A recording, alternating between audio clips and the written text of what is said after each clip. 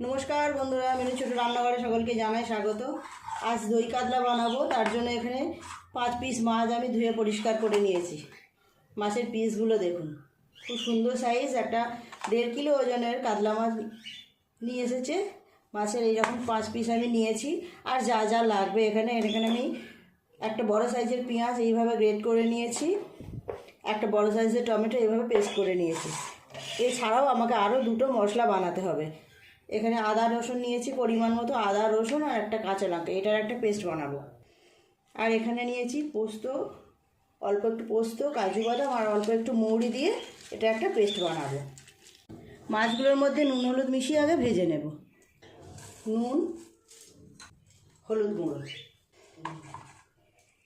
Gas জেলে তেল গরম করতে দিয়ে দিলাম। মাছগুলো আগে ভেজে নেব। রান্নাটা হতে কিন্তু খুব বেশি সময় লাগে না, খেতে তো দুর্দান্ত হয়, একদম অনুষ্ঠান বাড়িতে যেমন হয় দেখতে আমি সেই রকমভাবেই করব। তেল খুব ভালোভাবে গরম হয়ে গেছে, এক এক করে মাছগুলো দিয়ে ভেজে নেব।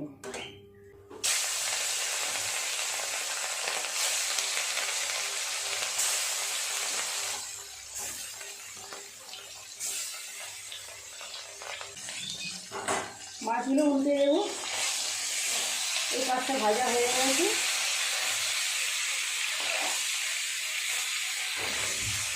এইভাবে উল্টে পাল্টে দুটো পাশই ভালো করে ভেজে নেব।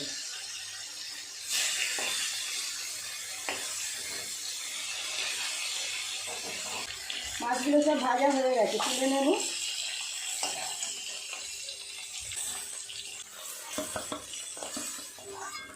আর অল্প একটু তেল দিয়ে দেবো এই তেলের উপর। ফোড়নে দেব শুকনো লঙ্কা, তেজপাতা, অল্প একটু দারচিনি, লবঙ্গ, এলাচ।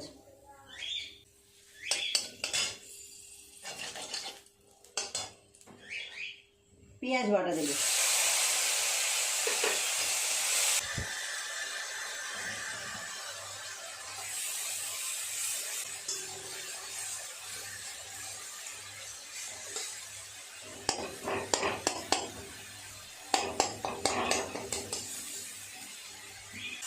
পেঁয়াজ বাটা দিয়ে একটু নেড়ে চেড়ে নিয়েছি।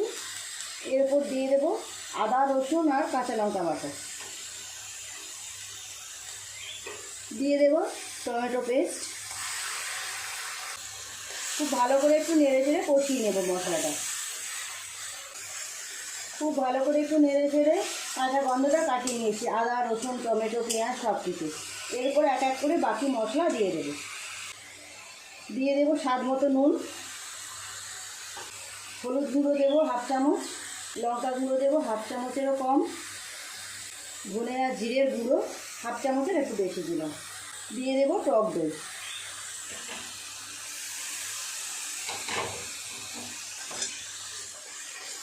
গ্যাসটা কমিয়ে রেখে এইভাবে খুব ভালো করে সমস্ত মশলাটাকে কষিয়ে নেব।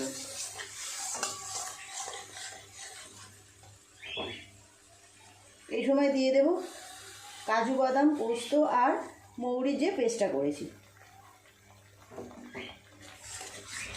খুব ভালো করে সমস্ত মশলাটাকে একটু সময় নিয়ে কষিয়ে নিতে হবে।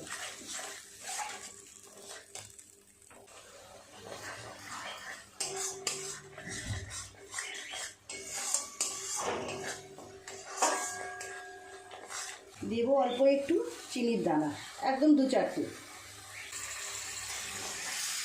খুব ভালো করে মশলাটা কষিয়ে নেব তেল না ছাড়া পর্যন্ত। তেল ছেড়ে গেলে জল দিয়ে দেবো।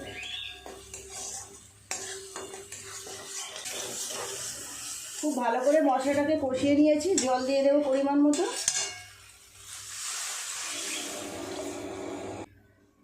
ঝোলটা খুব ভালোভাবে ফুটে যাক, ভালোভাবে ফুটে গেলে এর উপরে ভাজা মাছগুলো দিয়ে দেবো।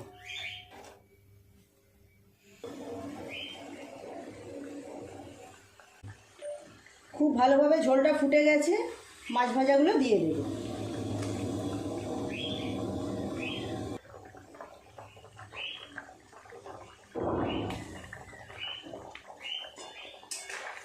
আর একটু ভালো করে ফুটিয়ে নেব, গ্রেভিটাও অনেকটা কমে যাবে, নামিয়ে নেব। এই রেসিপিতে খুব বেশি গ্রেভি ভালো লাগবে না। বেশ কিছুক্ষণ ফোটালাম, গ্রেভিটা অনেকটা কমে গেছে, আরও একটু কমিয়ে নেব গ্রেভি।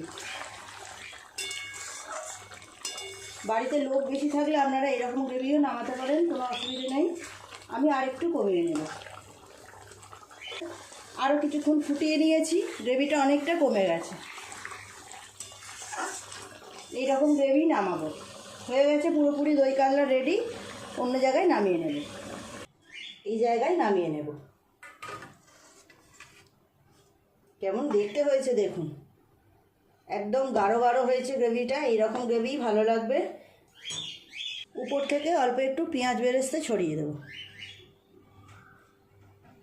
এটা আপনারা দিতেও পারেন, নাও দিতে পারেন, দেখতে ভালো লাগবে, সুন্দর স্বাদ হবে, সেই জন্য আমি দিলাম। কেমন দেখতে লাগছে দেখুন বন্ধুরা, কমেন্ট করে জানাবেন রেসিপিটা কেমন লাগলো। আপনারাও অবশ্যই একবার বাড়িতে এইভাবে বানিয়ে দেখবেন, যে খাবে সে কিন্তু ভীষণ খুশি হবে। প্লিজ বন্ধুরা, আজকের রেসিপিটা কেমন লাগলো কমেন্ট করে জানাবেন। ভালো লাগলে একটা লাইক করে দেবেন। আমার চ্যানেলটি এখনও পর্যন্ত যারা সাবস্ক্রাইব করেনি, প্লিজ আমার চ্যানেলটি সাবস্ক্রাইব করে পাশে থাকা বেল ঘন্টিটা ক্লিক করে দেবেন।